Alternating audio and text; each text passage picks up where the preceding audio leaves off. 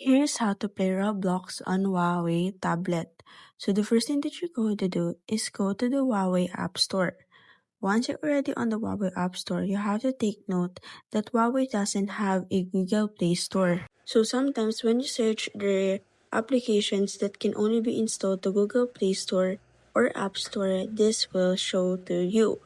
Now what you need to do is still search for Roblox and then go ahead until you be redirected to the Google Play Store and click on the Get option. Usually, the Google Play Store will set as a G box. Now, click on the Install options and wait for the Roblox to be successfully downloaded to your Huawei pad. Afterwards, click on the Play options. Once you click on the Play options, you can now go ahead and enjoy playing Roblox.